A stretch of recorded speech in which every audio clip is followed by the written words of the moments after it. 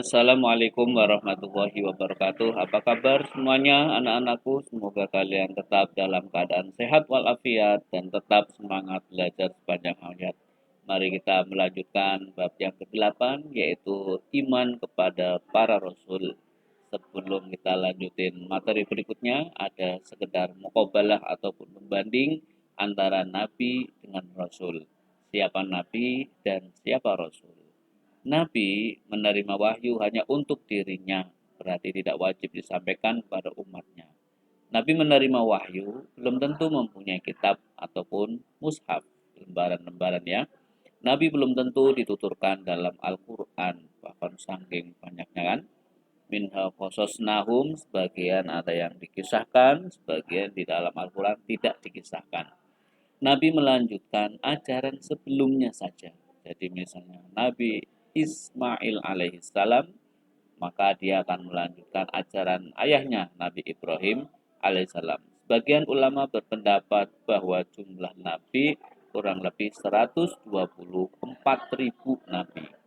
Sedangkan Rasul menerima wahyu untuk dirinya dan umatnya. Wajib disampaikan kepada umatnya. Rasul menerima wahyu tentu mempunyai kitab ya, kitab ataupun mushaf atau kitab Zabur, Taurat, Injil, kemudian suhuf-suhuf ya, mushaf. Rasul tentu dituturkan dalam Al-Qur'an. Ini yang berjumlah ada 25 rasul ya, Nak ya. Rasul menyempurnakan ajaran sebelumnya.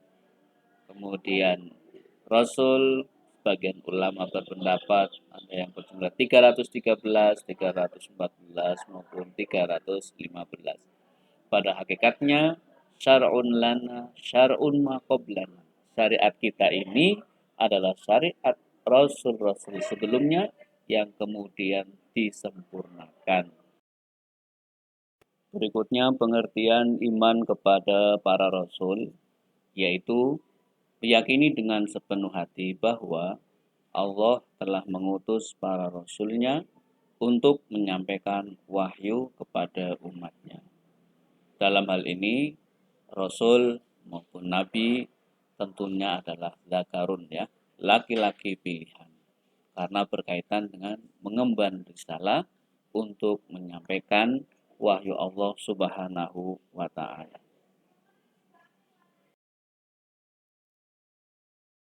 Surat Al-Imran ayat 164 Allah telah berfirman, A'udzu billahi minasyaitonir rajim. Bismillahirrahmanirrahim.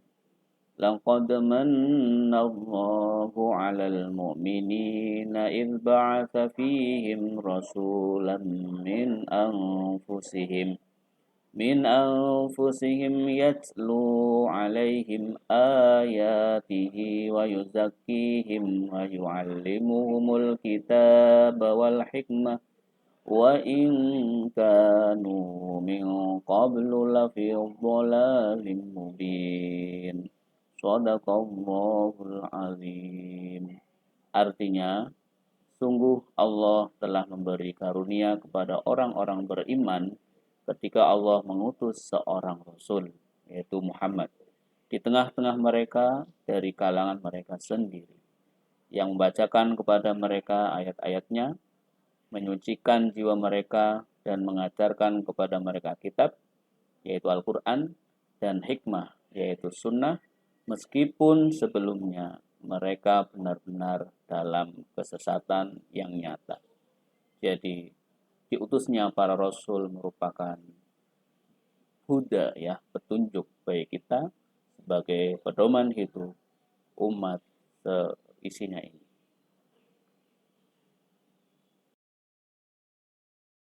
Kita adalah syar'un lana syar'un ma qablana.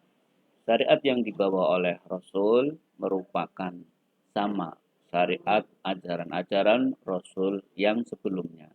Sehingga dalam visi dan misi pun tidak berbeda. Yang pertama, para Rasul ini membawa ajaran tauhid, yaitu mengesahkan Allah. Baik itu Nabi Musa, Nabi Isa, ataupun Nabi Muhammad, tentunya mengajak kaumnya agar menyembah hanya kepada Allah dan tidak mempersekutukan Allah. Kedua, Rasul pembawa kabar gembira, basyiron ya nak ya, bagi hamba-hamba yang bertakwa. Orang yang bertakwa, orang yang beramal soleh akan mendapatkan kabar gembira berupa surganya Allah. Tiga, pemberi peringatan atau yang disebut nadhiron. Bagi siapa? Bagi kaum yang ingkar, orang-orang yang durhaka, dan orang-orang yang kufur ya akan nikmatnya Allah. Yang keempat, membina kehidupan manusia agar menerapkan akhlak yang mulia. Para rasul ini punya tugas membina akhlaknya umatnya agar mempunyai akhlak yang mulia, akhlakul karimah. Berkaitan dengan iman kepada para rasul, yang harus kita amalkan adalah meneladani sifat-sifatnya, tentunya sifat wajib para rasul. Pertama, sifat apa? Sifat sidik. Sebagai peserta didik harus menjadi contoh orang-orang yang dapat berkata dengan benar atau sidik ya. Wama yang tiku anil hawa in huwa illa wahyu yuha. Apa yang diucapkan oleh para rasul itu bukan berasal dari hawa nafsunya, melainkan wahyu Allah semata. Kedua, amanah.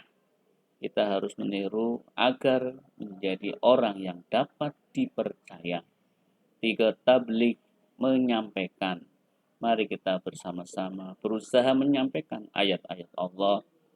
Walaupun satu ayat, walaupun itu pahit, sampaikanlah dengan lugas, dengan tegas, dan dengan bijaksana.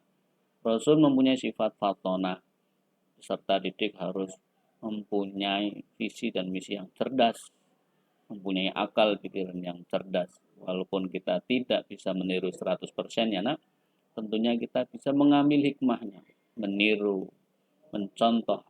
Idola kita adalah para rasul. Agar kita menjadi orang-orang yang benar dan mendapatkan petunjuk. Berikutnya, kalian ada latihan. Kamu tentunya tahu dong 25 para rasul yang wajib kita imani. Di situ ada semacam teka-teki silang. Kamu cari nama yang ada korelasinya dengan para rasul. Saya kasih contoh. Ini ada nama Nabi yaitu Nabi Adam alaihissalam. Untuk yang lain kamu cari anak ya. Coba sendiri melalui TTS ini. Manfaat beriman kepada para rasul adalah satu, meneladani sifat-sifat mulia para nabi dan rasul, seperti bersikap adil, jujur, kesabaran, keteguhan, dan semangatnya dalam berdakwah. Ingat, para rasul ini sepanjang hayat hidupnya hanya untuk berdakwah, visi misinya mengajak kepada umatnya untuk menyembah Allah. Dua, kita harus belajar fa'tabiru ya ulil albab. Carilah ibarat, carilah contoh-contoh wahai orang yang berpikir. Karena umat-umat terdahulu mengalami kehancuran dan mendapatkan azab dari Allah karena mereka ingkar, sombong, dan mempersekutukan Allah. Berikutnya yang ketiga, selalu meningkatkan keimanan dan ketakwaan kepada Allah agar negeri kita mendapatkan kemakmuran dan keberkahan. Jadi Allah akan memberikan keberkahan dalam suatu wilayah atau negara manakala penduduk-penduduknya itu bertakwa. Yang keempat, kita selalu patuh dan taat dalam melaksanakan semua yang diperintahkan oleh Allah dan menjauhi apa yang menjadi larangannya. Kita berusaha bertakwa ya nak, berusaha sekuat tenaga, kita harus optimis, tetap berikhtiar bahwa di balik semua ini pasti ada hikmahnya. Dan mengisi latihan DDS tadi, tentunya ini sudah ketebak ya nak. Kisah 25 Nabi dan Rasul, nama-namanya ada Nabi Adam alaihissalam, Nabi Idris alaihissalam, Nabi Nuh, Nabi Hud, Nabi Soleh, Nabi Ibrahim alaihissalam. Lanjutannya nak, di sini ada Nabi Lut alaihissalam, Nabi Ismail alaihissalam, Nabi Ishak, Yakub, Yusuf, Nabi Ayub, Nabi Shu'aib alaihissalam, Nabi Musa, Harun, Zulkifli, Nabi Daud, dan Nabi Sulaiman. Ada Nabi Ilyasa, Nabi Yunus alaihissalam, Nabi Zakaria, Nabi Yahya, Nabi Isa, dan Nabi Muhammad sallallahu alaihi wasallam. Mudah-mudahan dengan kita beriman kepada para nabi dan rasul, kita mempunyai idola hidup karena mereka adalah tentunya contoh suri toladan yang bisa menyelamatkan kehidupan kita baik di dunia maupun di akhirat. Terima kasih. Wassalamualaikum warahmatullahi wabarakatuh.